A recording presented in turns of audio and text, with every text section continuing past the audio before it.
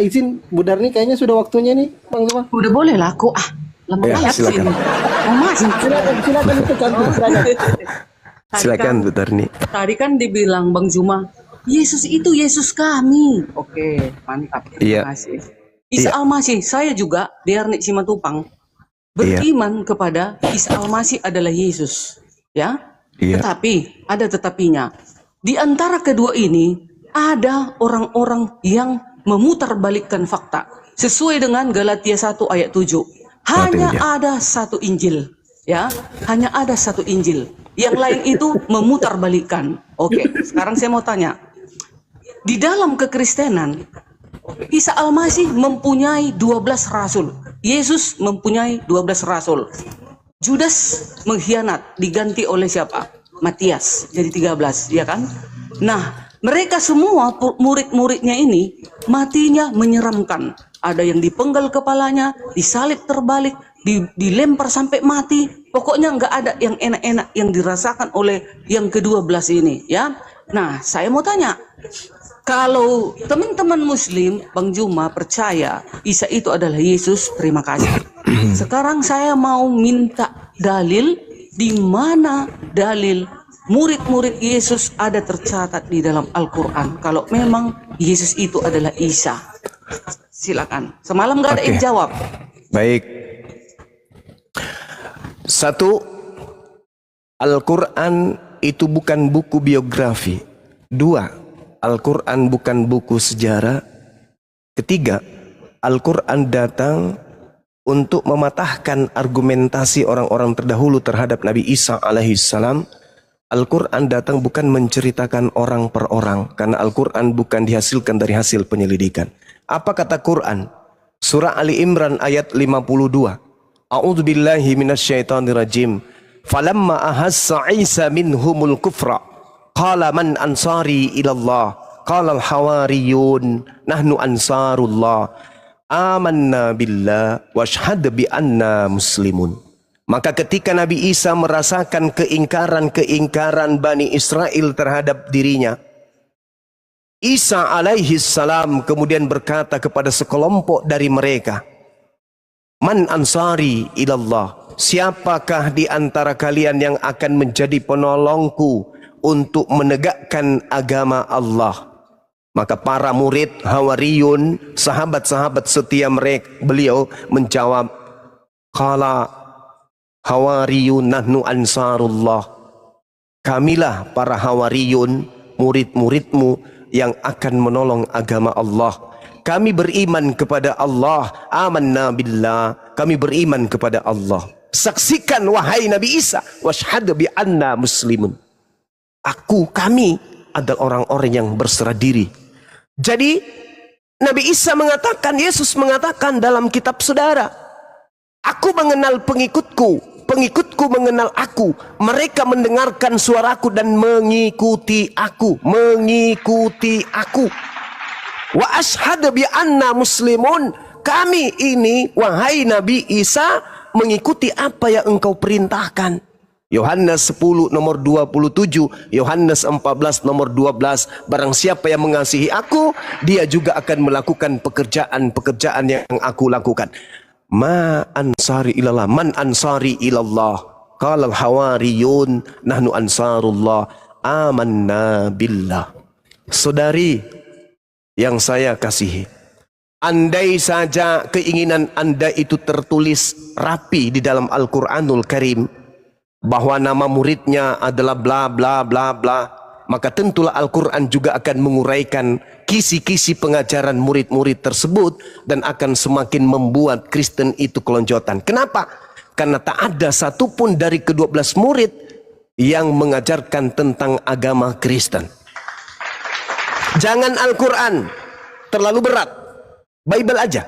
Ada tidak di antara ke-12 murid Yesus non-Yahudi? Ada enggak? Sedangkan Yesus di dalam Matius 12, 15 nomor 24, aku diutus hanya kepada domba yang hilang dari umat Israel. Kalau ada murid Yesus yang mengutus dirinya sendiri, yang pergi dan mengutus dirinya kepada non-Yahudi, maka itu adalah murid durhaka. Sedangkan Paulus sendiri mengatakan di dalam Galatia 2 nomor 8, Petrus diutus kepada orang-orang yang bersunat. Jemaat mula-mula yang didirikan kemudian Galatia 1 nomor 15, aku diutus kepada non-Yahudi. Pertanyaannya, adakah Paulus itu duduk bersama dengan Yesus saat Yesus melakukan proses belajar mengajar? Saat para hawari tanya, siapakah yang akan menolong? Dia berkata.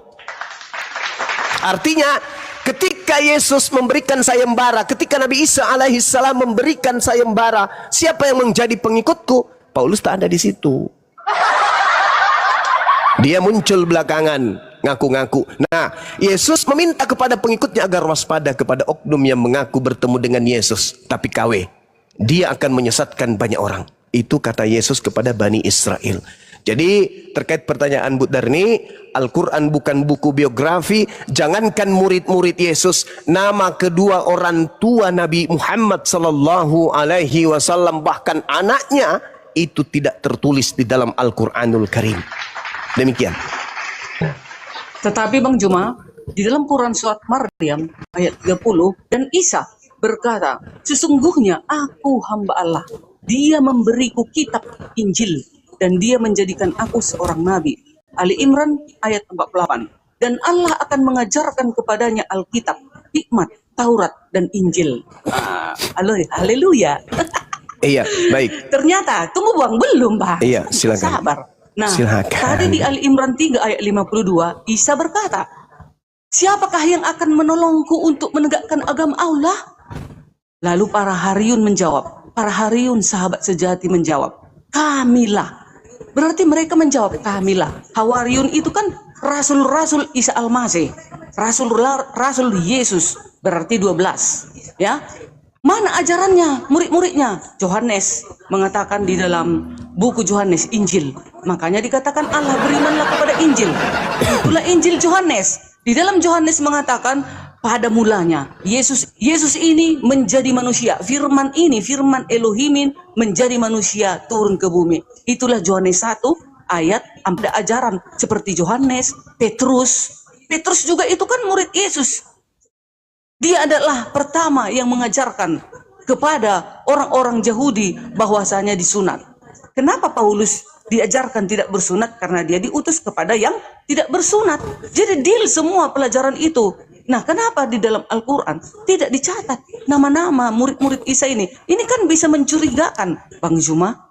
Makanya saya sampai sekarang juga tetap berkuat di dalam Yesus. Dia jelas, muridnya jelas dengan bentuk X di Patras Yunani, Yakobus dipenggal atas perintah Raja Herodes Agripa dari Yudea, Yohanes meninggal dalam usia tua, Filipus disalib terbalik di Hierapolis Yunani, Bartolomeus dikuliti dipenggal di Albaopolis Armenia, Thomas dibunuh di Myanmar India, Matius dibunuh di Ethiopia, Yakobus anak mereka tersebar ke seluruh penjuru bumi, makanya sampai ke Medan, ke Tanah Batak, Barus, ke Diarnik Simatupang, bahwasanya bukanlah Yesus itu sang juru selamat. Begitu Bang Cuma, silakan.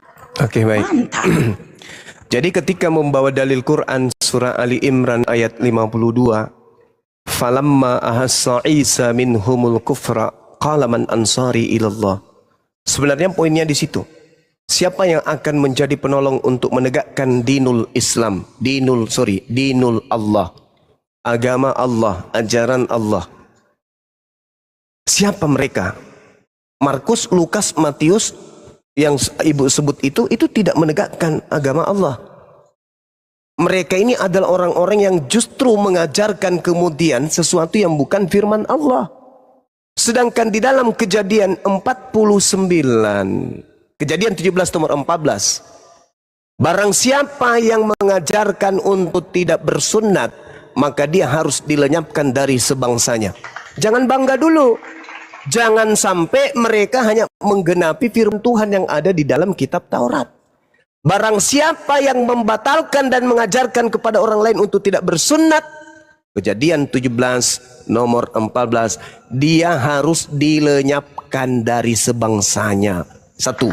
Yang kedua, Ulangan 18 nomor 19 nomor 20 dan seterusnya. Seorang yang berani berbicara mengatasnamakan namaku, tetapi bukan firman yang diterima dariku, maka nabi-nabi itu harus mati.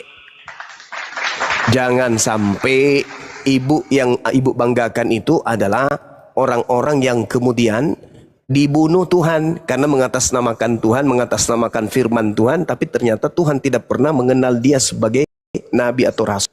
Nah, coba kita lihat polanya nih, polanya. Bagaimana kemudian Nabi Isa datang, inni Abdullah atani al-kitaba wa ja'alani nabiyan. Nabi Isa datang ke tengah-tengah Bani Israel, lontaran lisannya kemudian adalah wahyu dari Tuhan. Orang yang mendengarkan itu murid-muridnya, orang yang meneguhkan kemudian itu adalah murid yang setia. Mari kita lihat polanya. Yohanes 1 nomor 43. Pada keesokan harinya Yesus memutuskan untuk berangkat ke Galilea.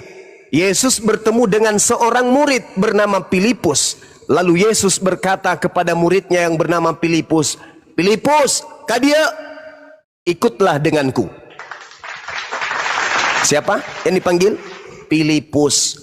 Lalu di dalam Markus 1 nomor 14, sesudah Yohanes ditangkap, datanglah Yesus ke Galilea memberitakan Injil Allah.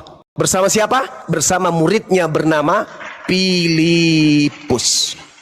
Yesus ke Galilea bersama muridnya bernama Filipus. Para murid di dalam bab 8 nomor 35, mulai saat itu Filipus berbicara dan bertolak dari nas itu, dan Filipus memberitakan Injil Yesus kepadanya. Filipus tidak memberitakan Injil Lukas, Injil Markus, Injil Matius, Injil Yohanes, Roma, Galatia, Filipi dan seterusnya, melainkan Filipus memberitakan Injil Yesus. Siapa yang dipanggil? Filipus. Apa yang diberitakan? Injil Yesus. Adakah Lukas dipanggil? Nehi. Adakah Markus dipanggil? Entah. Adakah kemudian Yohanes, penulis Yohanes itu dipanggil? Ndek nara. Tidak ada orang-orang itu yang kemudian lolos tulisannya dijadikan sebagai buku kitab oleh orang-orang Kristen. Tidak ada. Mana kemudian kitabnya Filipus? Ada? Tidak ada. Sedangkan yang dipanggil untuk melakukan penginjilan Filipus. Tak ada Paulus. Paulus iki sopore. Jadi ketika Anda berbicara berdasarkan Al-Quran pijakannya, falamma ahassa Isa minhumul kufra qala man ansari ilallah, maka yang menolong Nabi Isa, kalau mau Anda sambung-sambungkan dengan Al-Quran, salah satunya adalah Filipus.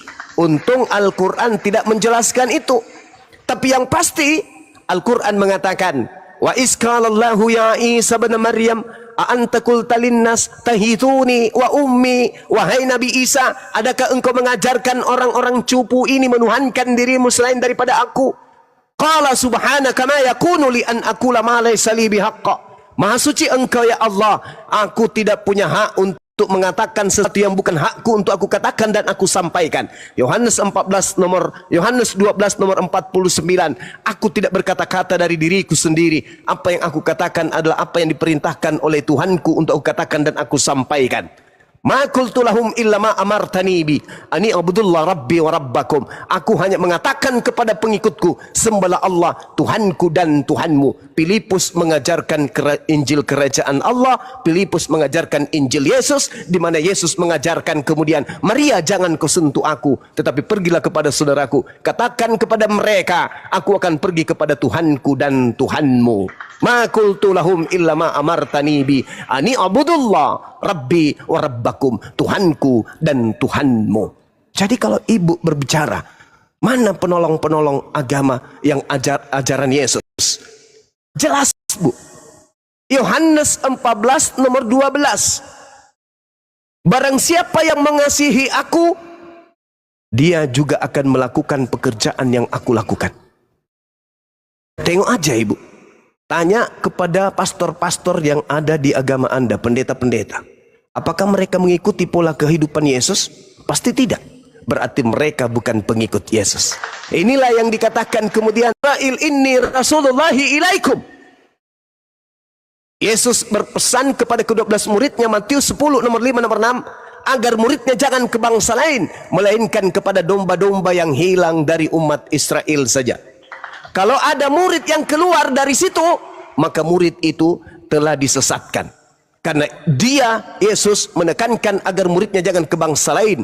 Contoh, ketika Yesus berkata di dalam Matius 24 nomor 24, waspadalah kepada Yesus palsu dan nabi palsu, sebab Yesus palsu dan nabi palsu akan muncul dan akan melakukan banyak mujizat, sekiranya mungkin menyesatkan murid-murid pilihan juga.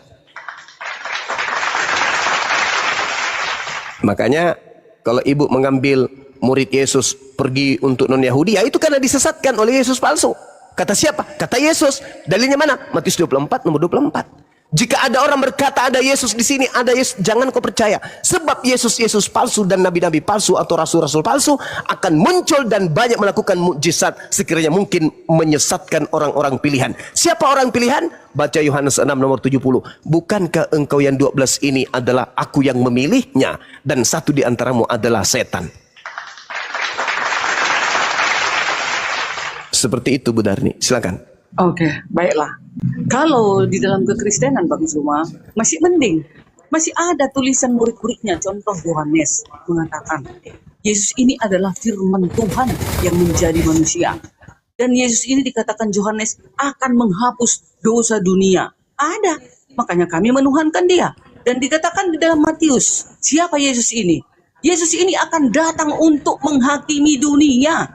Yohanes 9 ayat 39. Aku akan datang ke dunia untuk menghakimi. Ya. Yohanes 6 ayat 40. Aku akan membangkitkannya di akhir zaman. 2 Korintus 5 ayat 10.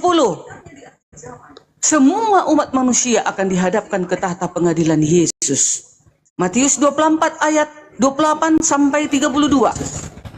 Yesus bersama para malaikatnya akan turun dan Yesus akan menyuruh, bayangkan, Yesus akan menyuruh para malaikatnya.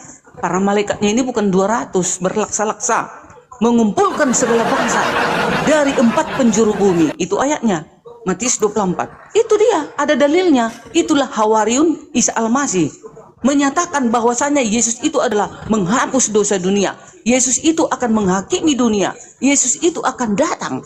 Itu pekabaran Hawariun. Mana Hawariun pekabaran yang ada di Al-Quran? Masa nggak ada sih satu pun?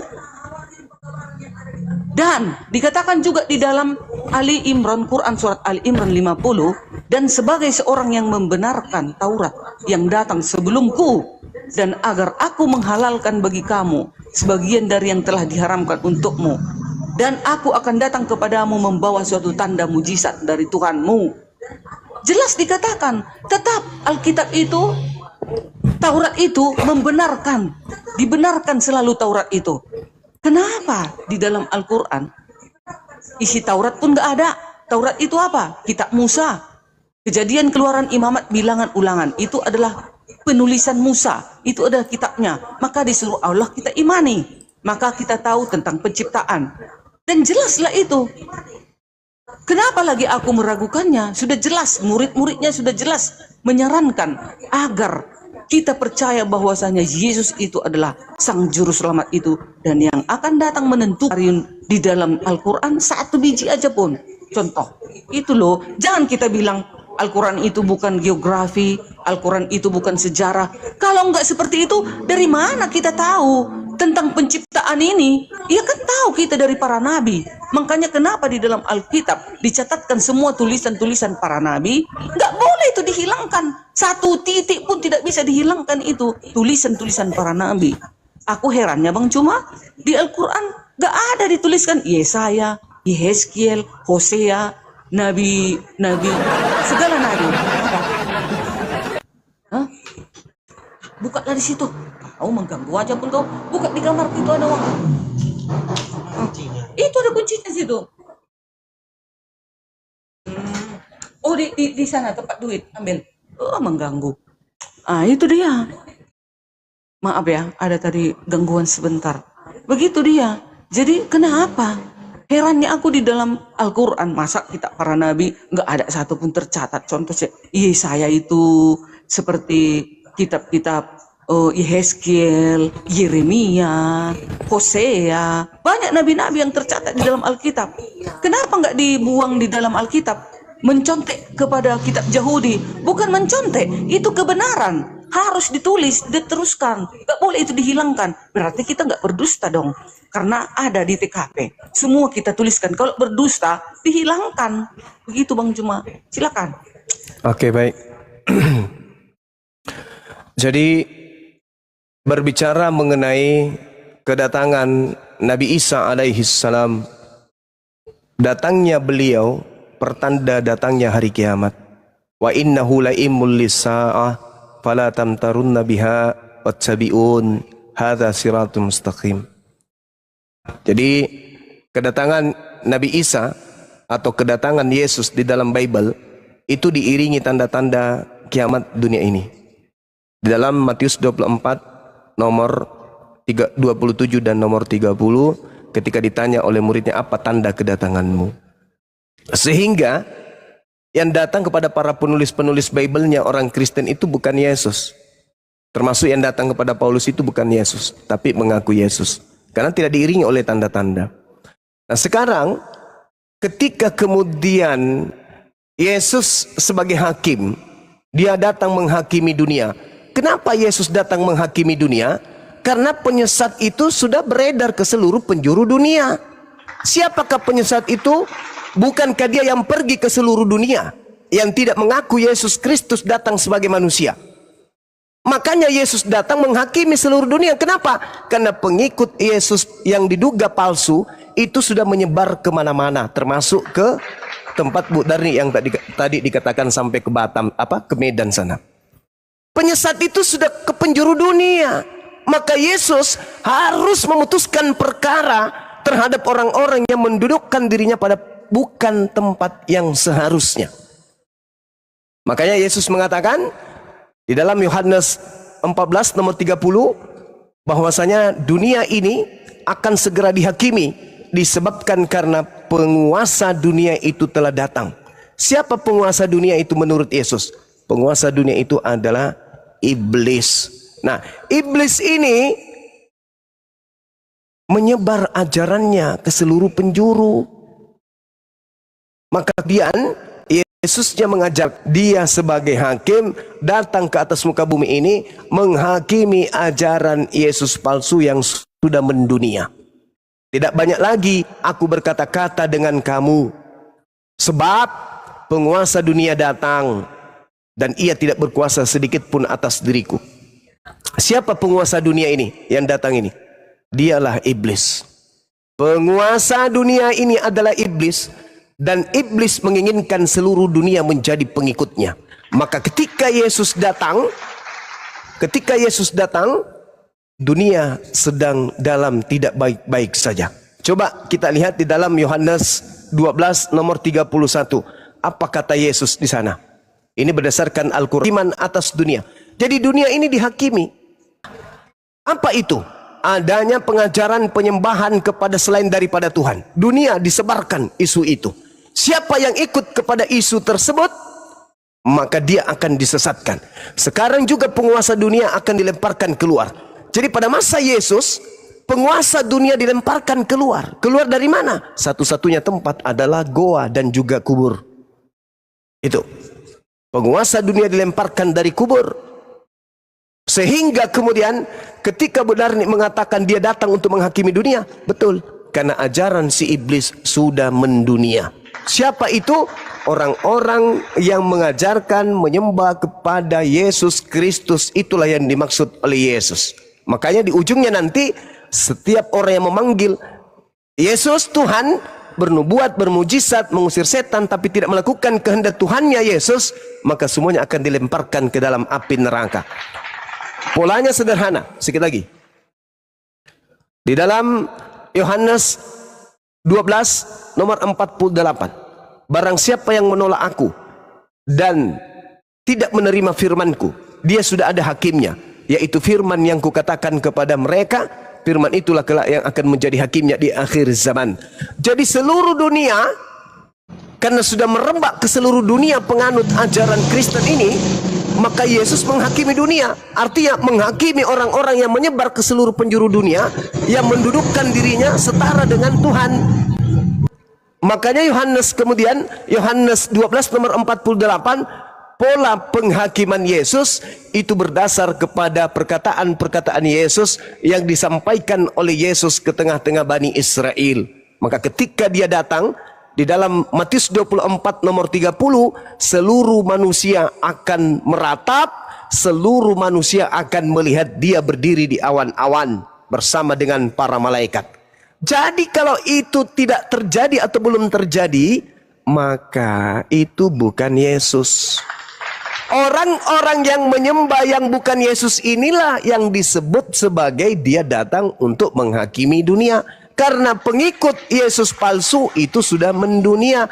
Dan pola penghakimannya itu jelas, yaitu mereka yang tidak melakukan kehendak Bapa dan mereka yang kemudian menolak firman Yesus. Yesus berkata, aku diutus hanya kepada domba yang hilang dari Bani Israel. Orang yang merusak tatanan firman tersebutlah yang akan dihakimi kemudian. Kalau di Islam tidak. Wa isqala Isa bin Maryam ya Bani Israel inni rasulullahi ilaikum. Al-Quran datang menjelaskan Nabi Isa alaihissalam itu hanya untuk Bani Israel, bukan di luar Bani Israel.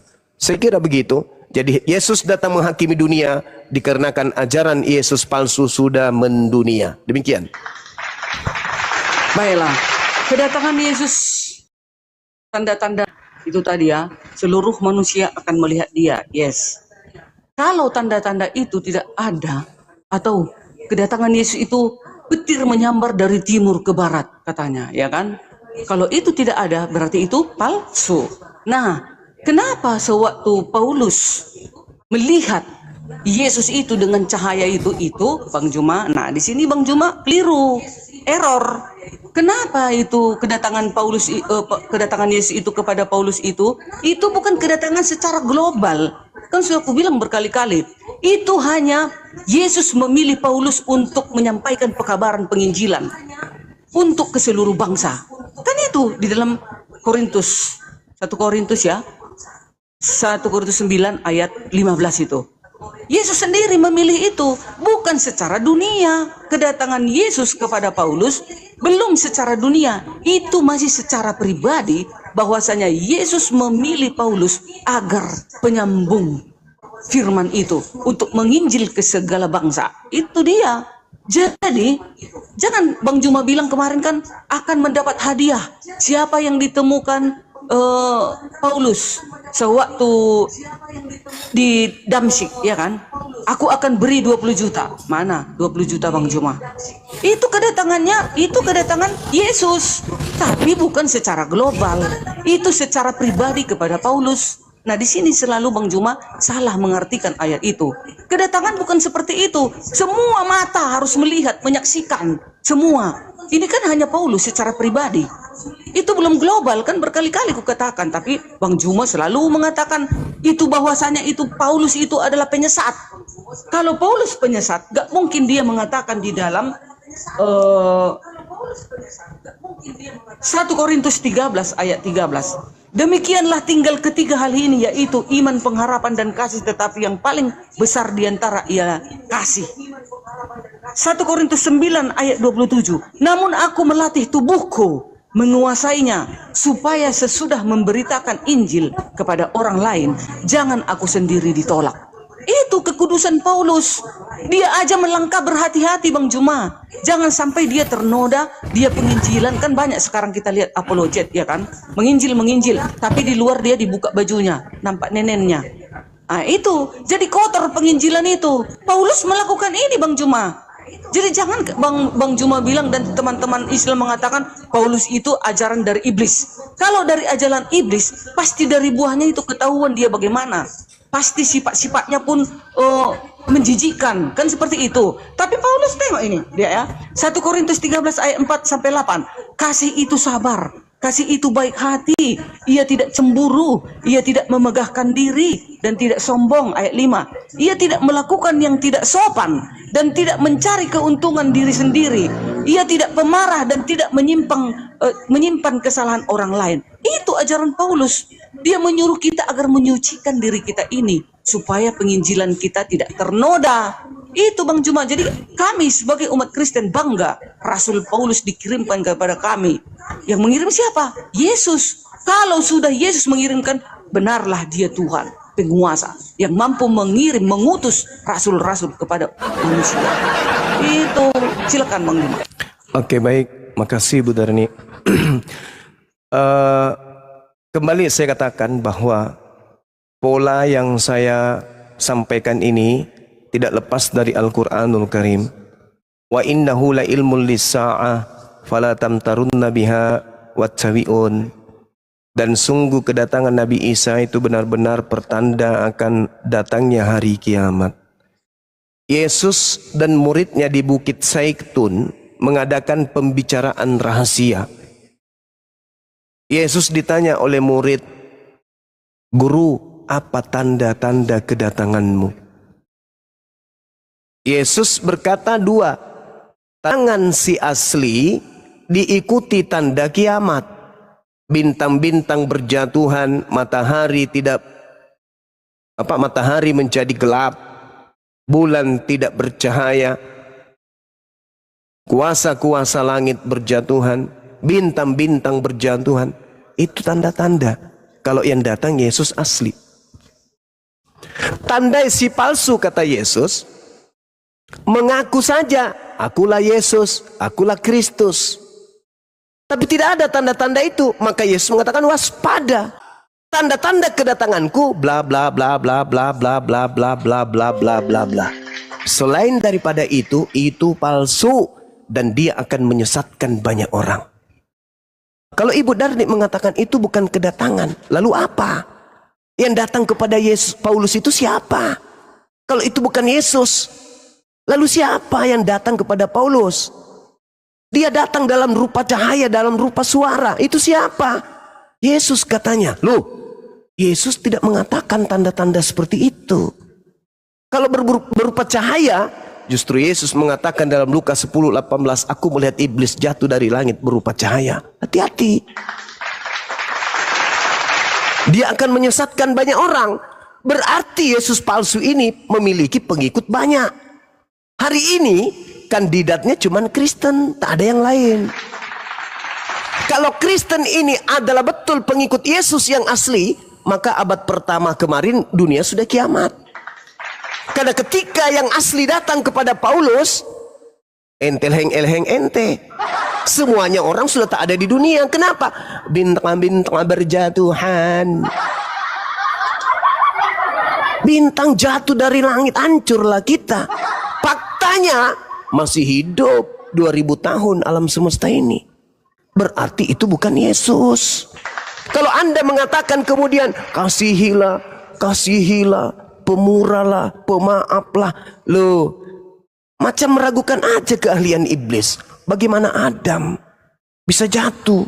Karena iblis mengajarkan sesuatu yang tidak baik dipandang seperti sesuatu yang baik. Iblisnya sudah mengatakan itu.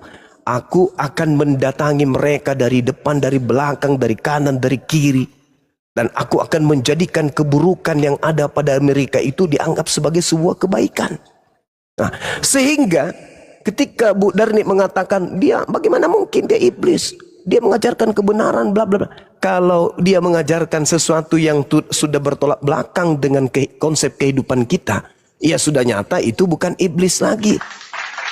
Itu bukan lagi kita curiga, tapi itu sudah jelas iblis.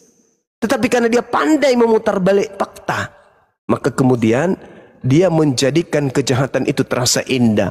Qala rabbi bima aqwaitani la uzayyinanna lahum fil ard wa la ughwiyannahum ajmain. Aku akan membuat kejahatan menjadi terasa indah. Anda mungkin mengajarkan kasih. Tapi apa arti kasih tersebut kalau ternyata yang Anda sembah itu adalah penyesat? Bisakah diterima kemudian seluruh perbuatan kasih yang dilakukan oleh Kristen di atas muka bumi ini? Apabila ternyata orang yang sudah tidak lagi berbuat dosa itu, dosa lain. Tetapi karena yang disembah penyesat, tetap aja diusir. Jadi tidak ada alasan, oh, Paulus itu mengajarkan begini dan begono. Ya, bagaimana cara dia mau menyesatkan? Bagaimana seorang penipu tampil seperti ustadz? Penipu tampil sebagai orang-orang yang alim supaya dia bisa mendapatkan korban. Kalau dia tampil bajingan, mana mau orang jadi pengikutnya. Yang pada intinya adalah iblis mengkudeta pencipta langit dan bumi dengan mengajarkan orang Kristen menyembah kepada sosok yang ngaku Yesus Kristus tersebut melalui utusannya bernama Paulus. Itu makanya Yesus mengatakan, waspadalah kepada orang Farisi, waspadalah kepada ragi orang Farisi. Itu bukan tanpa alasan.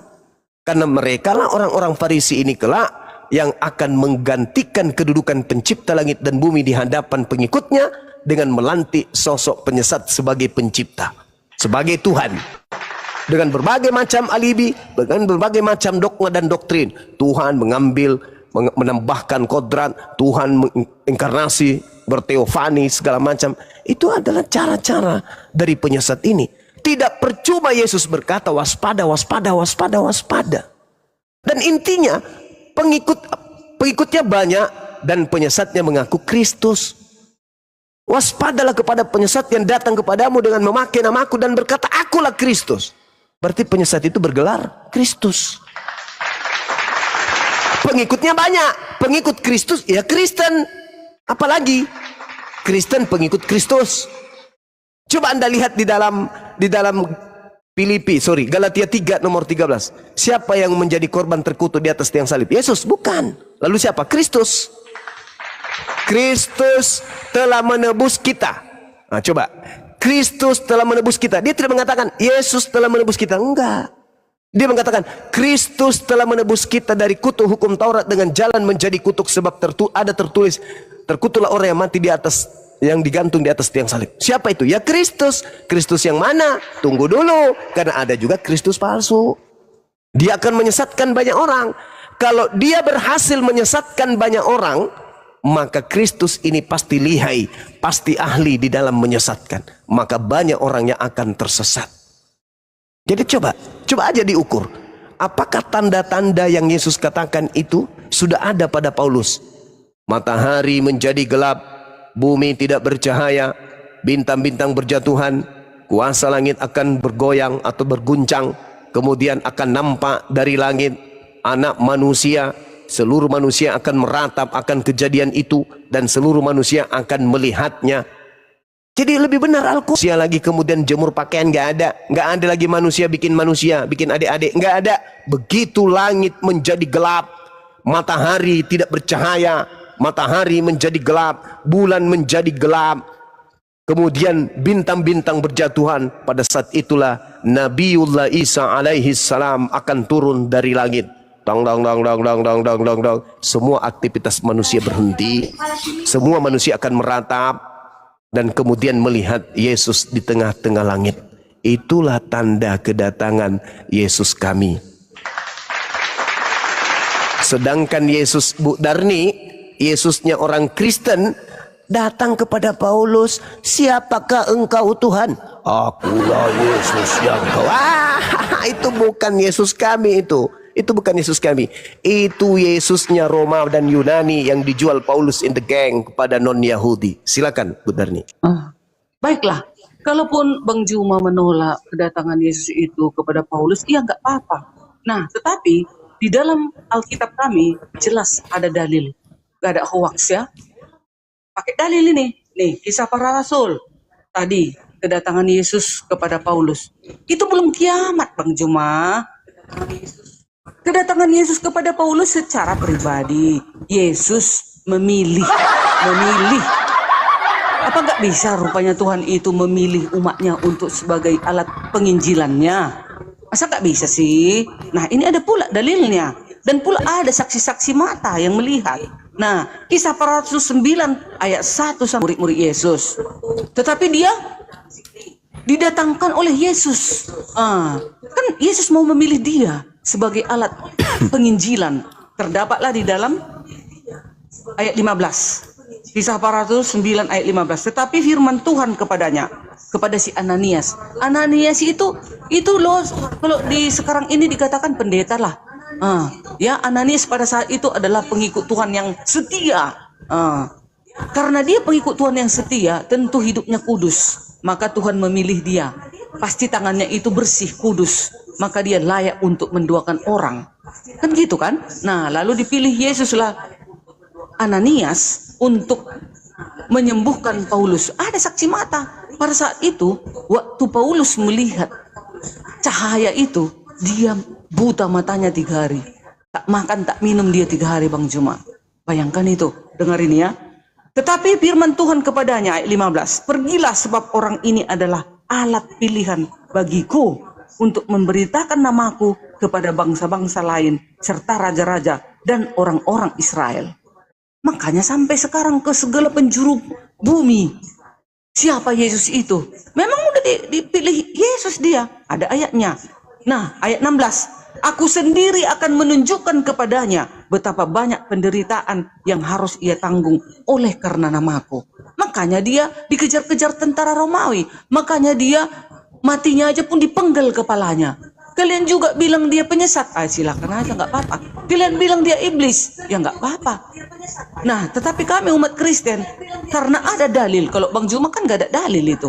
Bang Juma kan hanya untuk menyerang saja. Kalau dalilnya nggak ada, mana? Coba buktikan mana dalilnya, nggak ada. Bang Juma hanya mentafsirkan Alkitab yang tidak Bang Juma imani. Kan nggak mungkin dong kami percaya bahwasanya di luar dari kekristenan mentafsirkan Alkitab ini dan jelas-jelas ada dalilnya. Ananias. Begitu juga dengan siapa? Begitu juga dengan jemaat.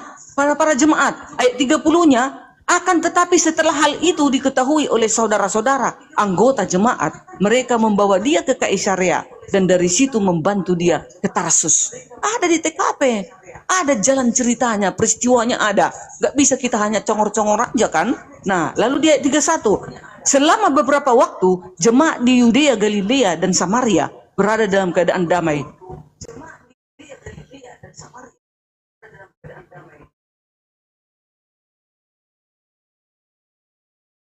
Itu kenapa ke-mute Ibu Darni? Iya, memang ada yang nanya itu. Nah, di dalam ayat 31 tadi banyak saksinya. Yudea, Galilea, Samaria. Jemaat-jemaat itu menolong Paulus pada saat itu, ya, untuk membantu Paulus pergi agar jangan ditangkap tentara Romawi. Ada saksinya. Bang Juma kan dari tadi mana ada saksinya? Hanya mentafsir-tafsir Paulus didatangi Yesus. Itu yang didatangi cahaya itu adalah iblis, Bang Juma bilang. Sementara umat Kristen satu pun kalau ditanya, gak ada pernah percaya bahwasanya kami mendengarkan Paulus itu berjumpa dengan iblis. Tidak. Langsung dia mengatakan di sini, akulah Yesus. Ini kan pembuktian, ini cerita, dicatatkan ini, dicatatkan sejarah itu. Bang Juma tadi kan gak ada Alkitab kaminya Bang Juma baca-baca. Lalu Abang Juma pelintir dengan suka-suka Bang Juma. Ya gak terima dong kami, tapi gak masalah. Namanya juga kami ini kan melawan roh-roh kegelapan. Kami bukan melawan Bang Juma sebenarnya.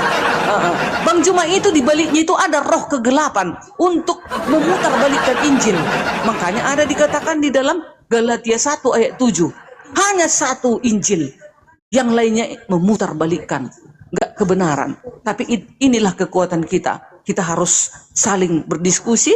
Mana kebenaran itu baiklah masing-masing untuk menilainya. Tapi beginilah di TKP ada ayatnya dan ada kitabnya mencatat bahwasanya Paulus tidak seorang diri, ada beberapa orang jemaat-jemaat dan ada pemuka agama pada saat itu. Silakan.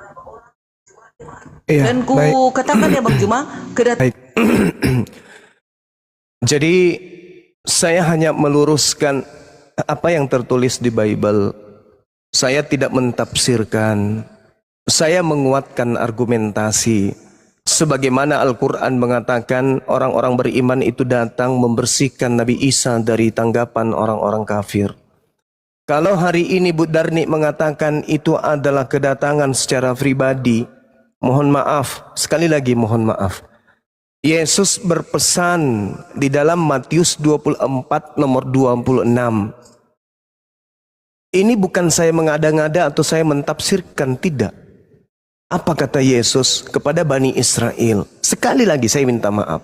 Yesus ketika berbicara, dia tidak sedang berbicara kepada orang Roma, orang Yunani, apalagi orang yang hidup 2000 tahun setelahnya.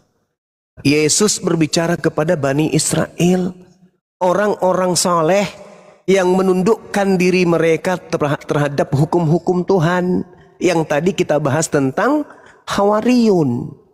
Jadi tidak mungkin Hawariyun mengajarkan sesuatu yang bertolak belakang dengan Yesus atau Nabi Isa dalam pandangan Islam. Nomor 26-nya Yesus mengatakan apa? Jika ada orang yang berkata melihat aku bertemu aku di Taimeon. Taimeon itu bahasa Yunani, artinya kamar rahasia. Paulus menulis surat dalam kamar rahasia, alias penjara. Unsur yang diceritakan Yesus kepada muridnya sebagai nasihat awal agar waspada kepada pengaku-pengaku bertemu dengan dirinya, itu sudah jelas adanya. Saya tidak mentafsirkan. Sebagai Islam, tugas saya hanya menyampaikan. Barang siapa yang mau beriman silakan. Jadi kata Yesus, apabila ente melihat orang berkata kepada ente, lihat ada Yesus di padang gurun. Ini Paulus kena ini. Karena di dalam Kisah Para Rasul 9 dan Kisah Para Rasul 22, Paulusnya berada di padang gurun. Janganlah kamu pergi ke situ. Ini nasihat Yesus kepada Bani Israel, agar jangan ke tempat Paulus.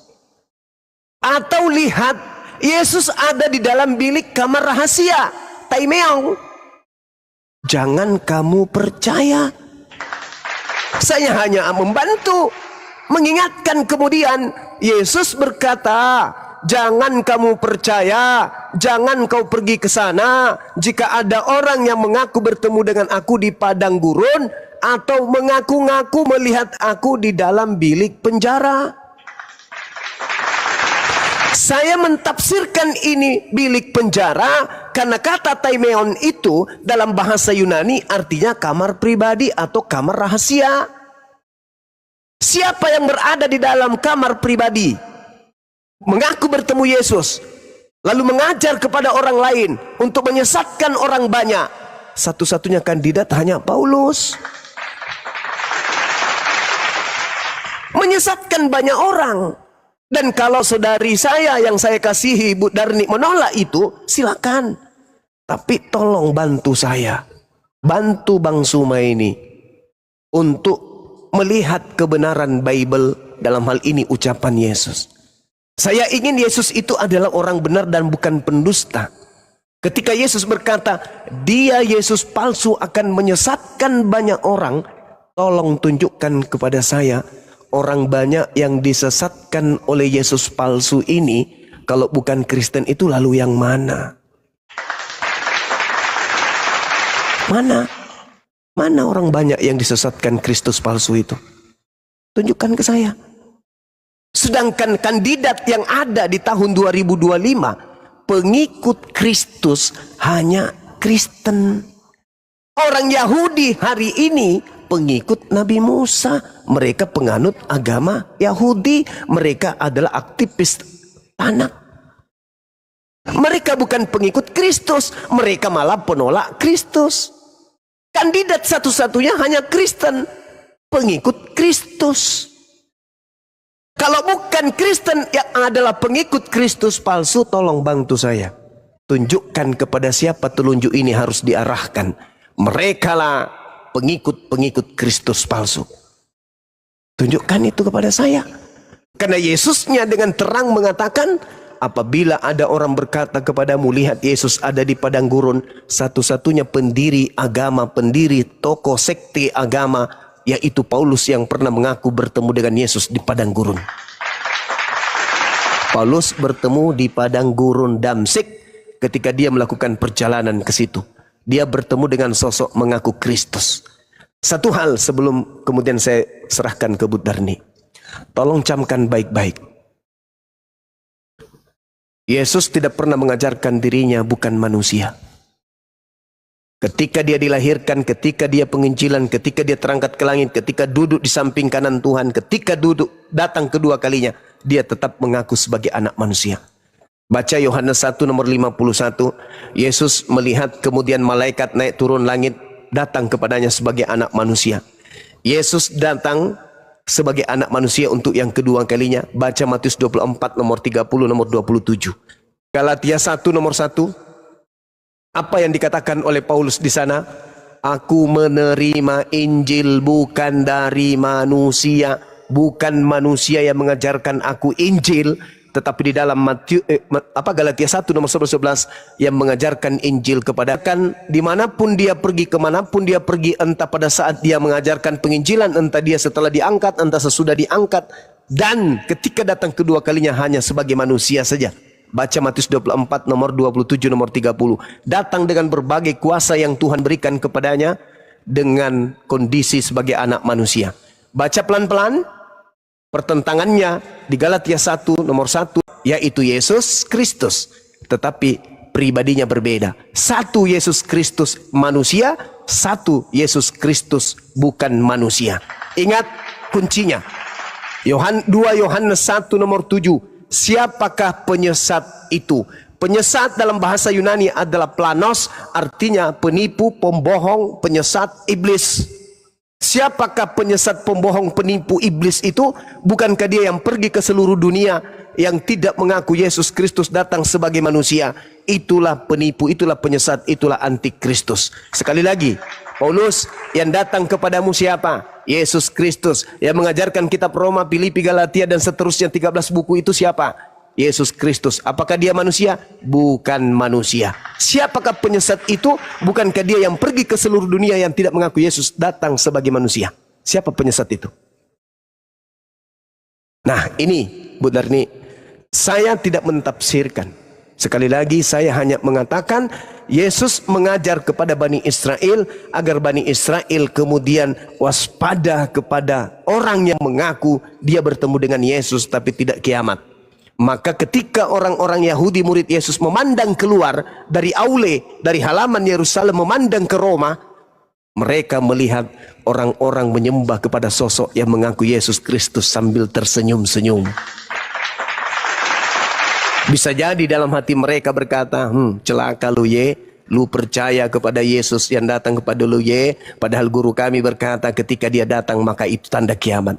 Dan ternyata yang datang kepada lu tidak kiamat. Artinya lu yang menggenapi penyesat itu datang dengan mengaku Yesus Kristus dan lu adalah pengikutnya. Itu kesimpulan saya bahwa yang diduga, yang datang kepada Paulus diduga Yesus palsu. Silakan Bu Darni. Ya.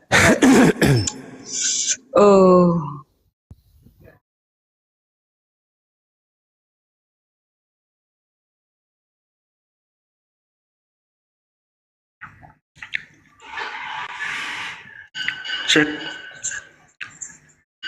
Ya Ibu Darni, kenapa nggak ngomong Ibu Darni?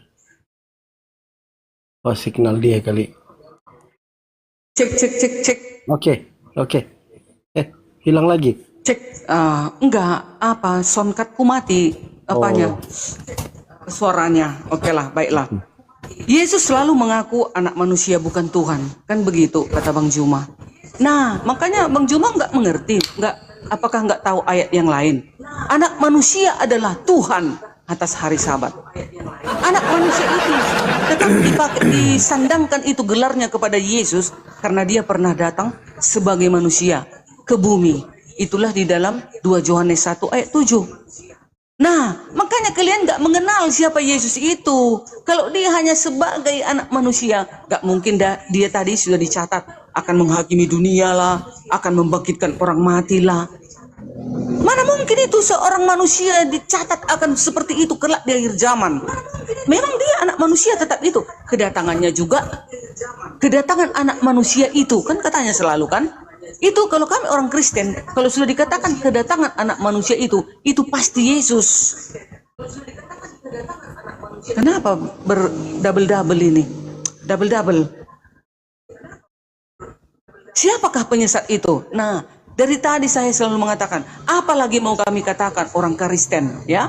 Di sini sudah jelas dalil mengatakan bahwasanya yang ditemukan oleh Paulus itu adalah anak Maria yang sudah terangkat ke surga dan sudah kembali ke tahtanya. Firman itu telah menjadi manusia, sudah kembali ke tahtanya. Lalu Paulus dipilih oleh Tuhan Yesus. Ada dalilnya, sudah saya bilang.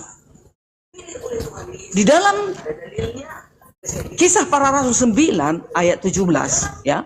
Lalu pergilah Ananias ke situ dan masuk ke rumah itu, ia menompangkan tangan ke atas Saulus. Katanya, Saulus, saudaraku, Tuhan Yesus yang telah menampakkan diri kepadamu di jalan yang engkau lalui telah menyuruh aku kepadamu supaya engkau dapat melihat lagi dan penuh dengan Roh Kudus. Buta dia loh Bang Juma, buta. Gak makan gak minum dia 3 hari. Dah, ayat 18. Ayat 18. Dan ketika itu juga setelah Ananias menompangkan tangannya kepada Paulus, dan seketika itu juga seolah selaput gugur dari matanya, sehingga ia dapat melihat lagi. Ia bangun, lalu dibaptis. Dibaptis loh Bang Juma. Lalu ayat 20, ayat 19. Dan setelah ia makan, pulihlah kekuatannya. Saulus tinggal beberapa hari bersama-sama dengan murid-murid di Damsyik. Ada di TKP lagi. Nah, ayat 20. Ketika itu juga ia memberitakan Yesus di rumah-rumah ibadah dan mengatakan bahwa Yesus adalah anak Allah dan mengatakan bahwa Yesus adalah anak Allah. Bayangkan itu. Setelah dia udah pulih dari kebutaannya itu, setelah disembuhkan oleh Ananias melalui doanya, melalui pilihan oleh Yesus, maka dia sembuh. Kan kita tahu bahwasanya orang-orang yang dipilih Tuhan, bahwasanya kita adalah manusia-manusia spesial yang tidak pernah melakukan dosa dan noda dalam hidup kita. Kita mampu loh menyembuhkan orang. Itulah Ananias. Dipilih Yesus pada saat itu untuk menyembuhkan kebutaan Paulus karena dia melihat Yesus dengan melalui cahaya. Ayat 21. Semua orang yang mendengar hal itu heran dan berkata, si Paulus ini kan bukannya dia ini yang mau menganiaya, mau membinasakan murid-murid Yesus, yang memanggil nama Yesus, pasti dibinasakannya. Kan gitu kata orang. Kok ke Paulus ini? Itu tadi pertanyaan Bang Zuma, izin saya potong ya itu dari ya. Iya. Yang mengajarkan Yesus itu manusia, itu Yesus asli. Yang mengajarkan Yesus itu bukan manusia, itu harus diselidiki dulu itu. Iya, Jangan kan sudah saya itu bilang. juga Yesus KW gitu itu. Itu kan kalian, penilaian kalian. Kalau kami orang Kristen, Yesus itu tetap kami mengaku sebagai manusia datang ke bumi. Ada ayatnya, Yohanes 1 ayat 7. Siapa yang tidak percaya Yesus datang sebagai manusia, dia adalah penyesat.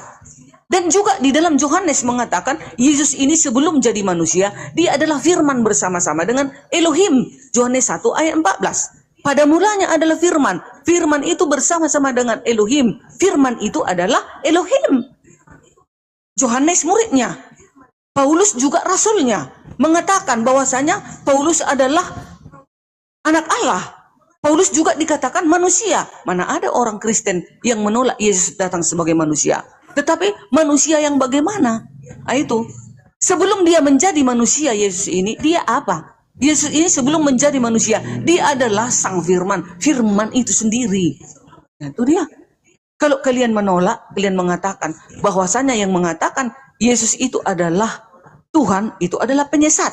Yesus sendiri hanya mengatakan dirinya utusan dan manusia. Kan seperti itu. Tapi yang bagaimana? Itu yang kalian tidak selidiki. Ya manusia yang bagaimana? Kan begitu.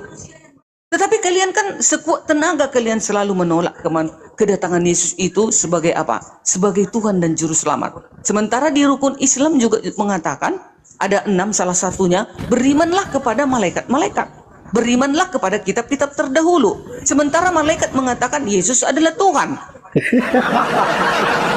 Budami, nggak paham mereka Budami. Oke, silakan si Bayang dulu, Bayang. Oke, menguatkan aku. Paham mereka. Iya, masih ada, silakan. Yang Gantian. tolong tambahi karena tadi itu kan bicara. Ah ya udah Aku ya udah, menghargai. silakan itu. Silakan itu. Nanti aku lagi. Berdua kita menghajar Bang Juma. Lagi rame di sini. Fakta Beson. Oke. Oke, Silakan, lanjut Bang Juma. Oke, baik. Ketika kemudian dikatakan Paulus bertemu dengan Yesus, lalu buta dan seterusnya. Saya melihat data di dalam Matius 12 nomor 22. Yesus kemudian mendatangi orang yang kerasukan setan. Dan orang itu kemudian buta. Dan ketika Yesus mengobatinya, orang itu kemudian melihat. Artinya bahwa tanda-tanda orang yang kerasukan setan salah satunya adalah buta.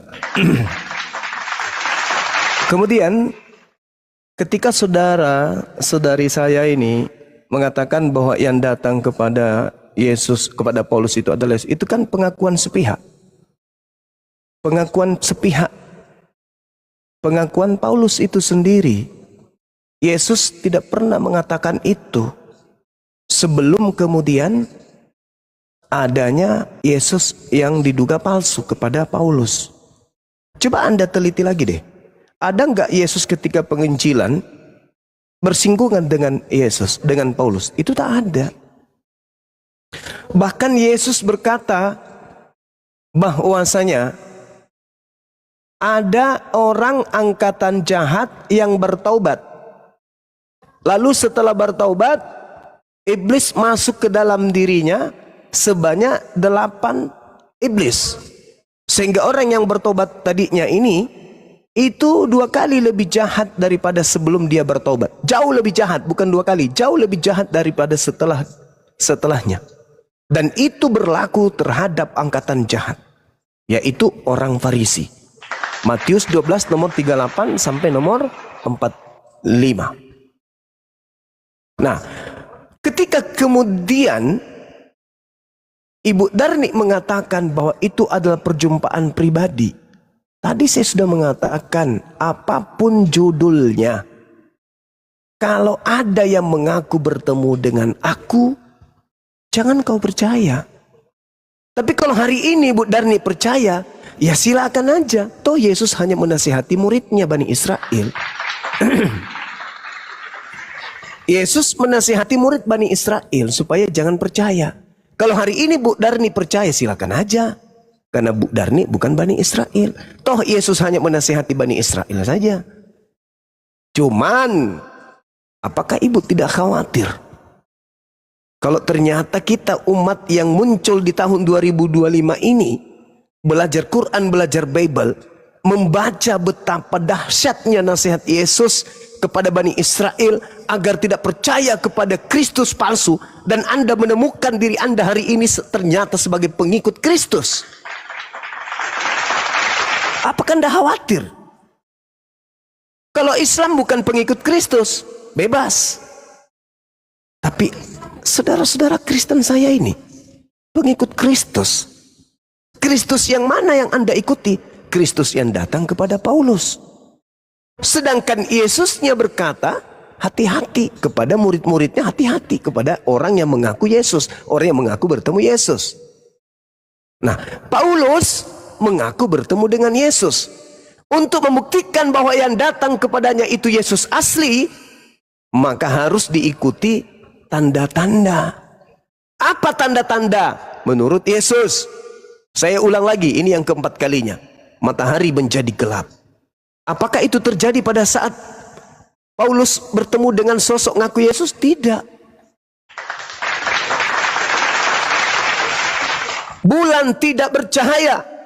Apakah itu terjadi pada saat sosok yang mengaku Yesus datang kepada Paulus? Tidak. Tidak, Paman.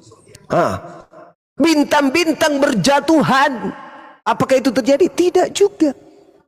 Berarti ada kedahsyatan yang terjadi. Makanya tadi di awal saya mengatakan kepada teman-teman, sahabat-sahabat, Yesusnya berkata bahwa dunia ini sudah jatuh ke dalam penghakiman. Itu kata Yesus. Dunia jatuh ke penghakiman.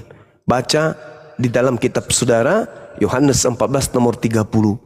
Tidak banyak lagi aku berkata-kata dengan kamu, sebab penguasa ini datang dan ia tidak berkuasa sedikit pun atas diriku. Berarti ketika kemudian iblis merasuki Yudas, iblis tidak berkuasa untuk bagaimana Yesus itu bisa disalibkan. Karena Yesus mengatakan, iblis tidak berkuasa sedikit pun atas diriku. Nah, coba lihat di dalam Lukas 24. Lukas 4 nomor 6.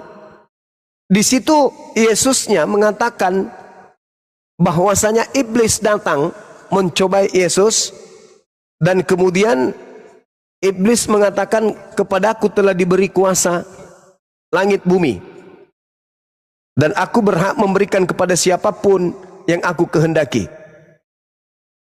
Nah, sekarang ada orang yang keluar dari kubur, yang juga datang ke Ananias dan juga ke Yudas, yang mengaku sebagai penguasa.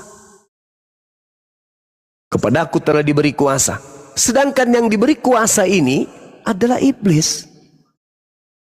Contoh, Anda lihat di dalam Ibrani 2:14. Iblis yang berkuasa atas maut. 1 Yohanes 5 nomor 19. Kita tahu bahwa kita berasal dari Allah dan seluruh dunia berada di bawah kuasa iblis.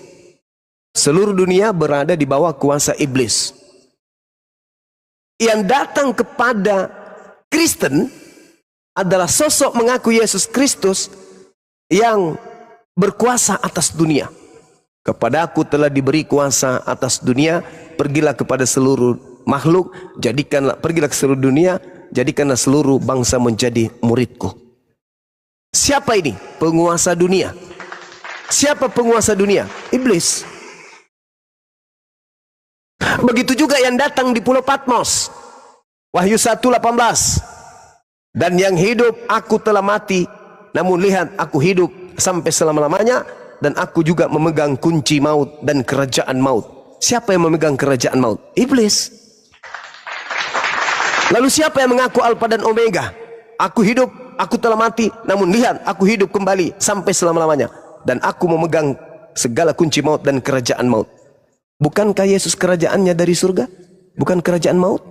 Lalu siapa ini yang memegang kerajaan maut ini? Iblis. Berhasil tidak kemudian iblis mengajak manusia menyembah kepada dirinya? Berhasil. Melalui siapa? Melalui Paulus. Sehingga orang-orang Kristen keteteran. Siapa yang dilahirkan Maria? Manusia. Siapa Tuhanmu? Yesus. Apakah kau menyembah manusia? Tidak. Lalu kenapa kau menyembah Yesus? Karena Yesus itu adalah Tuhan yang datang dalam rupa manusia. Siapa yang dilahirkan oleh Maria? Manusia. Apakah dia Tuhan? Ya, dia Tuhan. Apakah kau menyembah manusia? Tidak. Siapa nama Tuhanmu? Yesus. Apakah dia manusia? Iya. Apakah Anda menyembah Tuhan? Iya. Apakah Anda menyembah manusia? Tidak. Kenapa bisa demikian? Karena iblis sedang memainkan peran.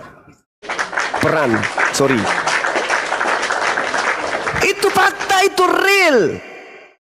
Lalu apa endingnya? Matius 7:22-23. Kenapa kalian diusir? Karena kalian menggantikan ilahnya Bani Israel dengan ilah yang mengaku Yesus Kristus yang diduga penyesat itu. Sederhana untuk mengetahui itu.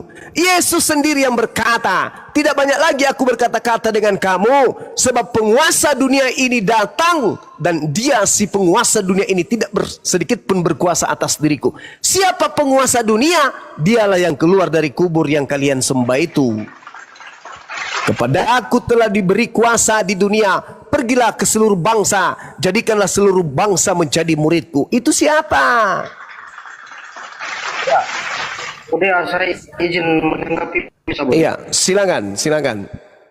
Iya, Bang. Tadi Ini panitia mana? Kok nggak ada yang bikin kopi udah jam segini ya?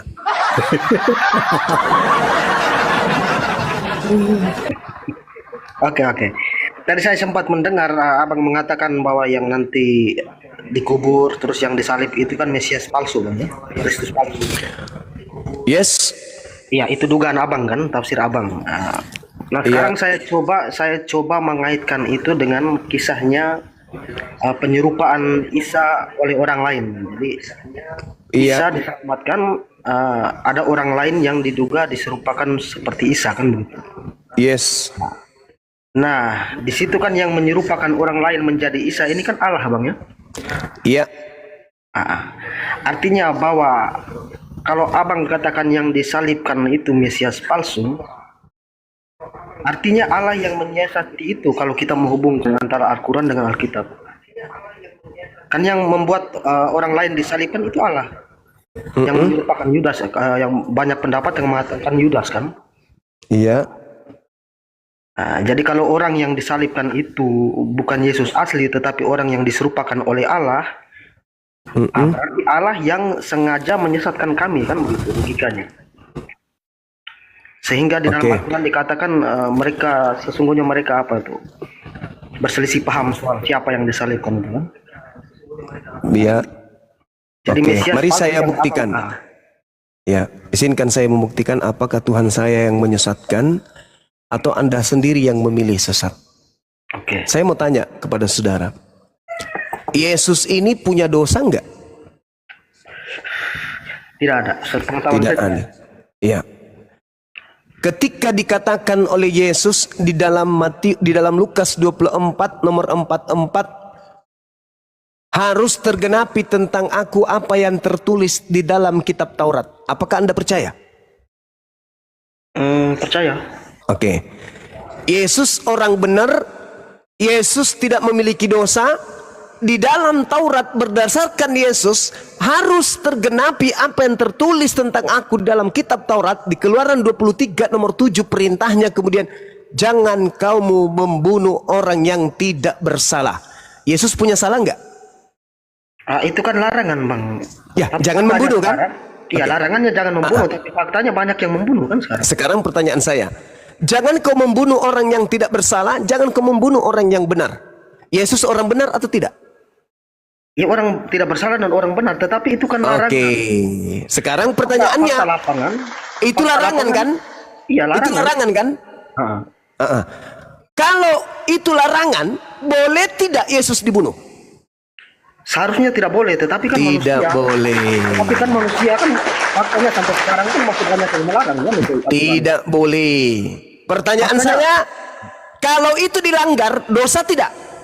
Ya pasti dosa. Sekarang penyaliban terhadap orang benar itu menebus dosa atau melahirkan dosa? Jawab. Ya, menebus dosa itu bukan konsepnya seperti itu. Inilah yang Al-Quran katakan dan Anda tuduhkan kepada Allah. Anda mengatakan Allah menyesatkan kami.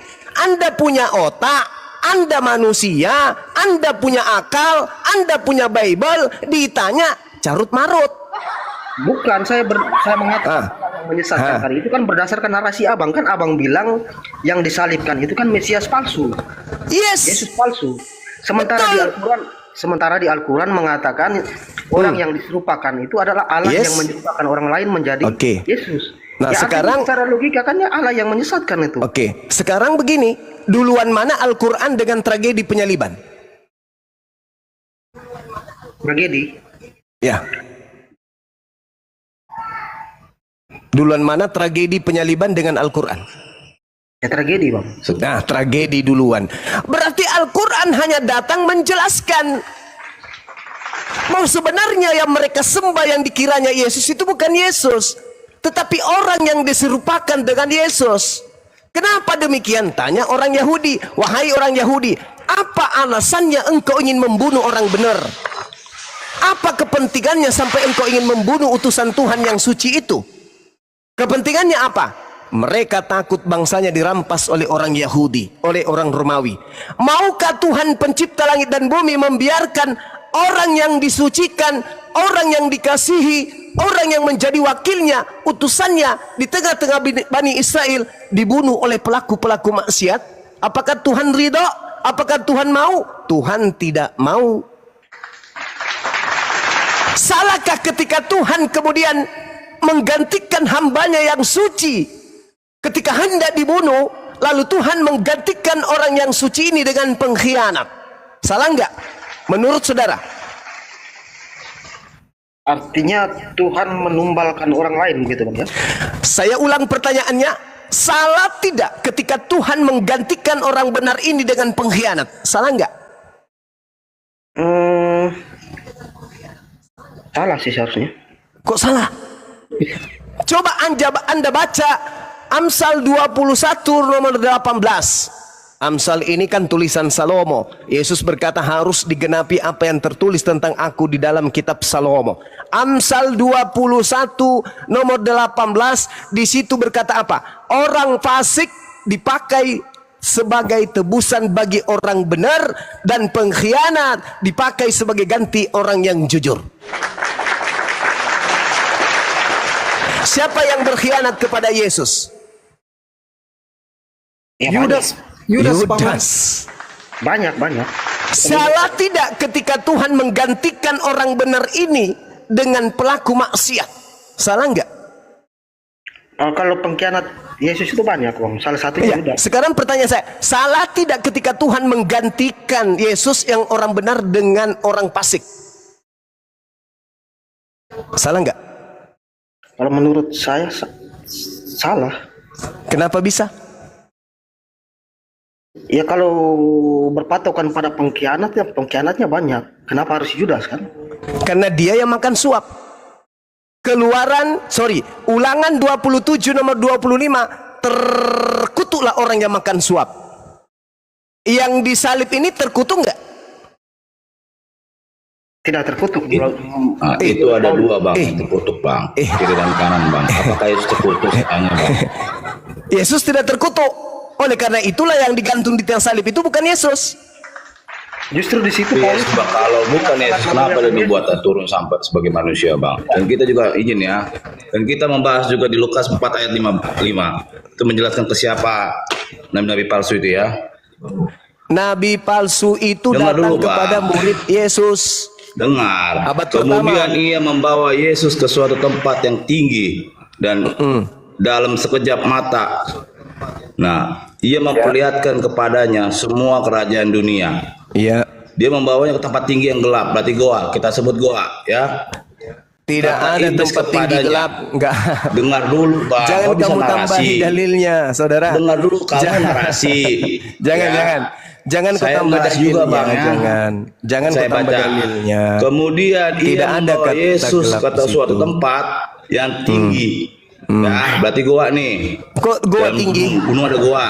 Dan dalam sekejap mata ia memperlihatkan Ya, kepadanya. nggak apa-apa. Nah, ini Silakan. iblis. Semua kerajaan dunia. Kata iblis kepadanya. Kata iblis kepada Tuhan, segala kuasa itu serta kemuliaannya akan kuberikan kepadamu, sebab semuanya itu telah diserahkan kepadaku, dan aku memberikannya kepada siapa saja yang kukendaki. Nah, kenapa dalam surat Lukas 4 ayat 5 sampai 6 tiba-tiba keluar dari gua itu Muhammad. Oke. Coba ceritakan bang, Baik. yang diberikan wahyu melalui Jibril. Oke, baik. Jadi gini, saudara. Kapan Tadi- masuknya itu Nabi Muhammad dia sebagai nabi? Oke, baik. Jadi gini, kawan. Anda harus jujur mengakui Bible itu Anda telah pelintir.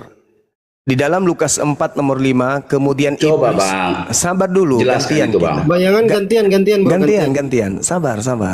Nanti Anda akan ketendang di sini. Bokong Anda akan kesepak sampai Anda terpental sampai ke mimbar gereja. Kenapa takut? Lukas 4. Sabar ya. Kemudian iblis membawa Yesus ke suatu tempat yang tinggi, bukan goa. Anda pelintir. 1. Jadi tinggi itu apa bang? Hei, saudara. Lah, Tempat tinggi itu bukan goa. Kalau dia Jadi apa? yang namanya goa itu bukan tempat yang tinggi. Yang tinggi itu bumbungan bait suci atau Jadi di atas gunung yang tinggi. Goa yang tinggi itu cerita Campuratu. jangan di Sabar dulu.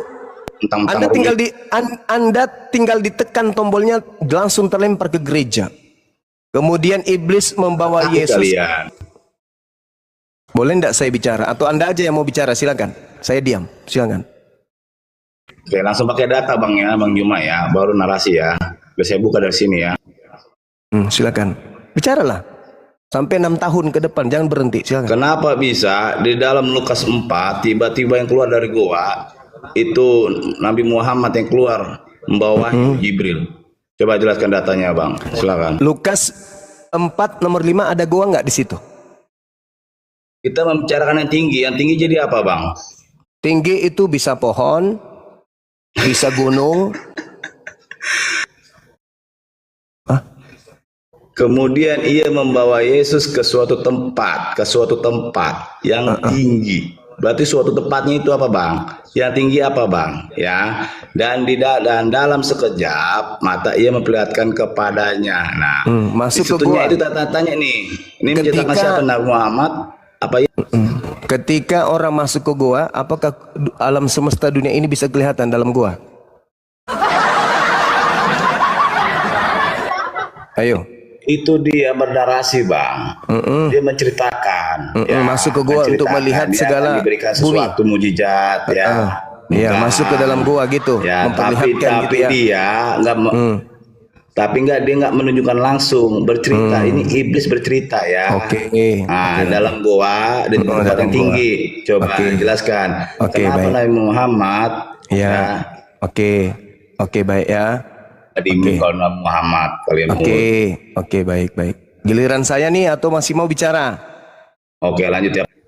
Oke. Kata ya. Saya ambil Lukas 4 nomor 5. Kemudian iblis membawa Yesus ke suatu tempat yang tinggi. Dalam sekejap mata ia memperlihatkan kepadanya semua kerajaan dunia. Dan iblis berkata kepada Yesus, Yesus, segala kuasa itu serta kemuliaannya akan kuberikan kepadamu, Sus, sebab semuanya itu telah diserahkan kepada aku, dan aku memberikannya kepada siapa saja yang ku kehendaki. Jadi jikalau engkau menyembah aku, kata iblis, seluruh itu akan menjadi milikmu. Pertanyaannya kemudian, apakah iblis berhasil menggoda Yesus? Jawabannya tidak. Berarti Yesus di sini tidak diberi kuasa. Dunia beserta segala kemuliaan yang ada di dalamnya. Saya ulang lagi. Apakah iblis berhasil? Tidak berhasil. Sehingga Yesus tidak ada kuasa akan dunia ini. Catat itu baik-baik. Yesus tidak berkuasa akan dunia ini. Karena iblis tidak berkuasa kemudian mencobai Yesus. Iblis tidak berhasil membuat Yesus tunduk menyembah dirinya. Andai saja Yesus menyembah iblis, maka Yesus diberi kuasa dunia. Tapi ternyata tidak. Paham itu ya? Yesus yang asli tidak diberi kuasa. Bang, Oke? izin Bang. Sabar. Pertanyaan saya belum dijawab Bang. Sabar. Lalu lihat di data nomor 13-nya.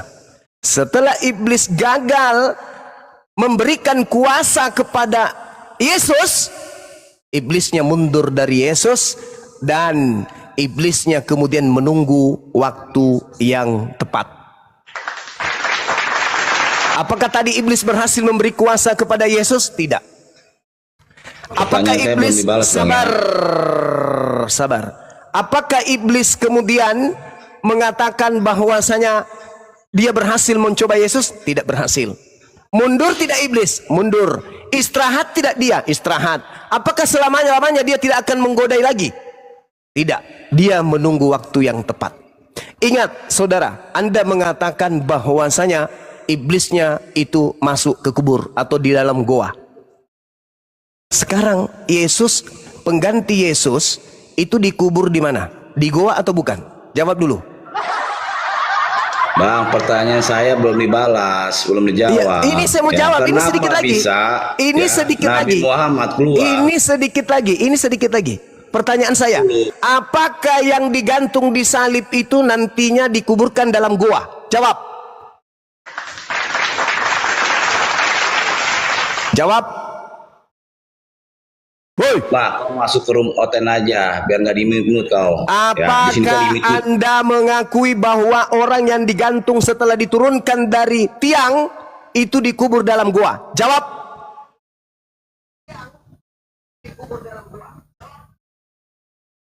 Jawab. Anda mengatakan iblis ke dalam gua kan? Pertanyaan saya, apakah mayat orang yang diturunkan dari salib itu dikuburkan dalam gua? Jawab. Woi. Pelan, saya ketawa sama kamu ya. Iya. Jawab. Kamu modal Apakah congor. orang yang diturunkan dari salib itu dikuburkan di dalam gua? Giliran Jawab. saya modal congor, kamu mute ya. Inilah kayak ginilah kadun-kadun Islam ini. Nggak paham. Nangis dia teman-teman. Nangis dia. Dia ketelan sendiri dengan muntahnya. Yesus itu dikuburkan di dalam gua milik Yusuf Arimatea. Ketika iblis ingin memberikan kuasa kepada Yesus, apakah Yesus terima? Tidak.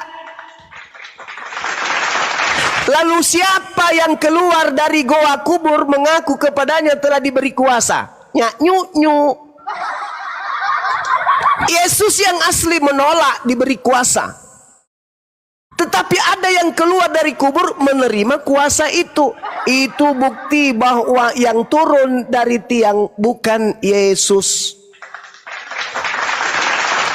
Yang menerima kuasa adalah dia yang berhasil dirasuki oleh iblis. Ingat Yohanes 6 nomor 70.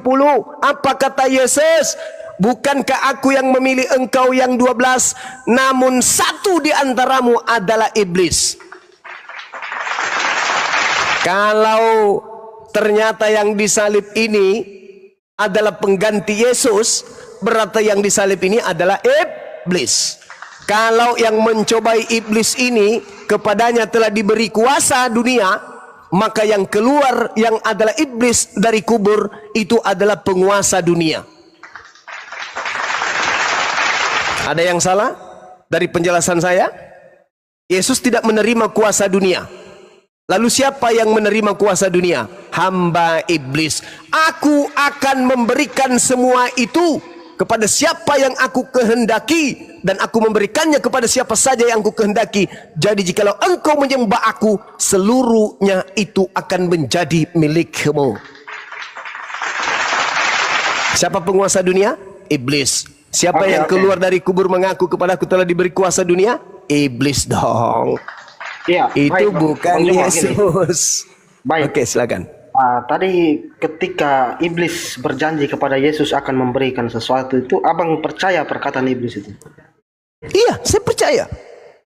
Oh, saya tidak percaya perkataan iblis. Seandainya Yesus mengikuti kemauannya iblis waktu itu, belum tentu dia menepati janjinya kan? Masih ada peluang dia mengingkari karena memang iblis. Ya. Kalau saya tidak percaya Begitu perkataan juga sebaliknya. Ketika kemudian ada yang berhasil ditundukkan, iblis juga berkuasa memberi kuasa, betul? siapa yang berhasil? Ya, siapa yang tunduk kepada iblis? Kan Yesus mengatakan waspada kepada penyesat. Yohanes 12 nomor 31, coba Anda plototin. Sekarang berlangsung penghakiman atas dunia ini. Sekarang juga penguasa dunia ini akan dilemparkan keluar. Keluar dari mana? Keluar dari kubur. Makanya Yesus mengatakan dalam Matius 12, angkatan jahat ini minta satu tanda dan tidak akan diberikan satu tanda apapun selain anak manusia keluar dari kubur pada hari ketiga. Itu tanda untuk angkatan jahat. Baca Matius 12 nomor 38 dan seterusnya sampai nomor 40. Itu Yesus mengatakan angkatan jahat ini minta satu tanda dan tidak akan diberikan satu tanda apapun selain tanda Yunus. Sebab Yunus 3 hari 3 malam dalam perut ikan, demikian juga anak manusia 3 hari 3 malam dalam perut bumi. Berarti pada hari ketiga anak manusia itu akan keluar dari perut bumi. Dan itu adalah tanda untuk siapa? Angkatan jahat.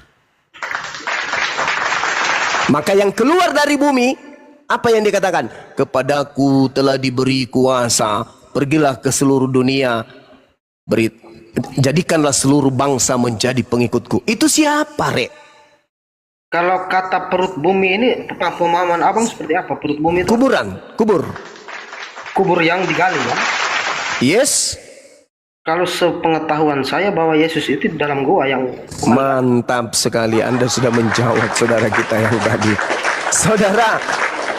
Saudara, Anda lihat di dalam Yesaya 14, nomor 12, 13, 14, dan 15, endingnya di data nomor 15. Ketika iblis naik ke awan-awan ingin menyamai, ingin menyeterai, ingin menyaingi pencipta langit dan bumi dengan cita-citanya yang tinggi itu, tapi Tuhan mengatakan apa di data 15? Sebaliknya, ke dalam alam maut, ke dalam kubur, engkau akan dilemparkan.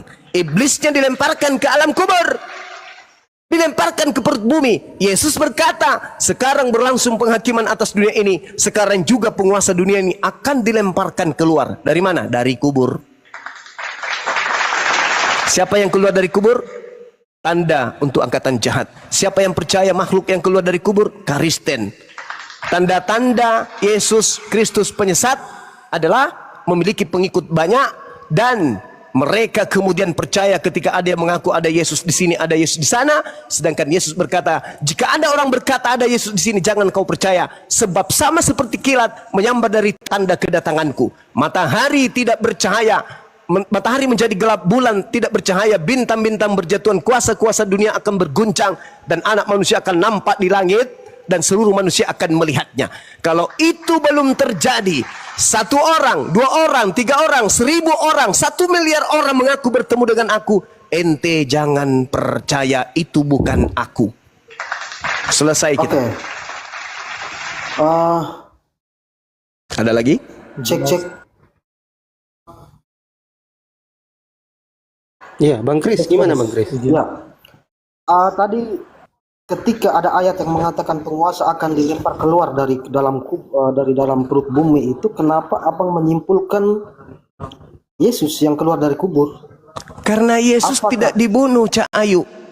Begini bang, apakah waktu iblis itu baru keluar dari perut bumi itu ketika Yesus keluar dari kubur dulu? Yesusnya tidak bergentayangan selama dari awal memang kan? Yesusnya yang mengatakan itu, bukan saya loh. Ya itu Saudara, berarti abang yang salah tafsir kan di situ. Oh tidak, kata Yesus, tidak banyak lagi aku berkata-kata dengan kamu. Berarti yang datang kepada Paulus mengajarkan 13 buku, yang datang di Pulau Patmos, yang datang kepada Ananias bukan Yesus lagi. Tidak lama lagi aku akan berbicara denganmu, tidak banyak lagi aku berkata-kata dengan kamu, sebab penguasa dunia ini datang. Dan dia penguasa dunia ini sedikit pun tidak berkuasa atas diriku. Ketika penguasa dunia merasuki Yudas, berkuasa nggak terhadap Yesus? Tidak. Berarti dengan kata lain, sia-sia iblis merasuki Yudas. Kenapa? Karena dia tidak berhasil kemudian menyerahkan Yesus asli kepada pengadilan Romawi. Yesus yang berkata, kalau menurut kami berhasil, menurut abang berarti iblis berkuasa atas Yesus. Mana yang betul, Anda atau Yesus? Yesusnya berkata, iya, setelah berkuasa atas Yudas, berkuasa nggak terhadap Yesus? Ya tidaklah, karena bukti tidak. Berarti Yudas tidak berhasil mengkhianati Yesus. Berhasil. Loh, berarti iblis berhasil kepada Yesus. Iblis berhasil membujuk Yudas. Nah, apakah hasil daripada membujuk Yudas itu berhasil? Begini, kalau kita buat analogi, kalau Adam sedikit pun begini, tidak berkuasa atas diriku, sedikit pun, kata Yesus. Begini, ketika Adam dirayu oleh iblis, Adam dan Hawa dirayu oleh iblis, kan di situ iblis berhasil merayu berkuasa atas Adam dan Hawa kan? Tidak berarti iblis berhasil melawan Allah kan? Tidak juga seperti itu. Nah sekarang begini, iblis datang kepada Adam, berhasil nggak iblis? Berhasil. Enggak, Anda keliru. Tidak berhasil. Iblisnya kemudian datang kepada istrinya Adam. Barulah iblis berhasil mencobai istrinya Adam. Adam istrinya terpedaya, istrinya yang terpedaya dalam kuasa iblis inilah yang menggoda kemudian Adam. Jatuh enggak Adam? Ya jatuh sama-sama. Jatuh Awalnya melalui dari tangan, iblis semua, kan? melalui tangan iblis atau melalui tangan Hawa, istrinya. Ya bujukan dari Hawa itu iblis. Alhamdulillahirabbil alamin. Dengan kata lain, iblis tidak berhasil terhadap Yesus, maka iblis memakai Yudas. Berhasil nggak Yudas mencoba Yesus? Kalau Yudas berhasil. Hah? Kalau Yudasnya berhasil. Hah? Berhasil. Ya, iblis berhasil menggoda Yudas, membujuk Yudas. Berarti kalau Anda mengatakan Yudas berhasil mencobai Yesus, berarti iblis berhasil mencobai Yesus, betul? Bukan iblis yang. Iya. Parah. Bagaimana iblis mencoba Yesus? Yang dicoba itu Yudas, dibujuk itu Yudas. Ketika iblis datang kepada Adam, iblisnya tidak berhasil. Yang berhasil mencobai Adam adalah Hawa, betul? Ya sudah pasti dari pengaruh iblis juga. Dari pengaruh iblis. Berarti Yudas pengaruh Iblis, Yudas yang berhasil. Berhasil nggak pengaruh iblis kepada Yesus? Kepada Yudas. Kepada Yesusnya berhasil nggak?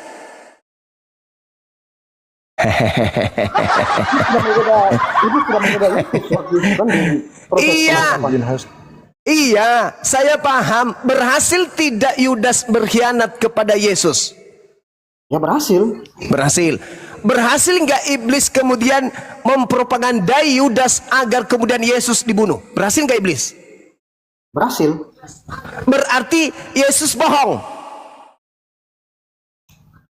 Di dalam Yohanes 14:30 Yesus berkata, tidak banyak lagi aku berkata-kata dengan kamu, sebab penguasa dunia ini datang, dan penguasa dunia ini tidak berkuasa sedikit pun atas diriku. Kok Anda mengatakan berhasil?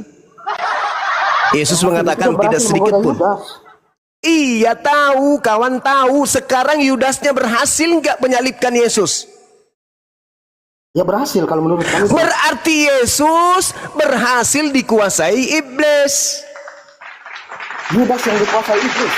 Astagfirullahalazim, ya Allah yang karim. Tujuan, saudara, tujuan iblis merasuki Yudas, sasarannya siapa? Yudas atau Yesus? Kalau tujuan iblis merasuki, sasarannya Yudas. Bukan Yesus. Bukan, jelas-jelas. Mate bale. Mate bale. Udahlah, angkat tangan saya. Saya angkat tangan kepada saudara yang kemudian mencoba untuk menerapkan kebenaran Al-Quran. Innal ladzina kafaru min ahlil kitabi wal musyrikina fi nari jahannam. Lalu kemudian yukhadi'una Allah wal ladzina amanu wa ma yakhda'una illa anfusahum wa ma yash'urun. Orang kafir itu hendak menipu Allah dan menipu orang-orang beriman, padahal sebenarnya mereka hanya menipu diri mereka sendiri. Saya pamit sebentar, ibadah salat zuhur sejenak.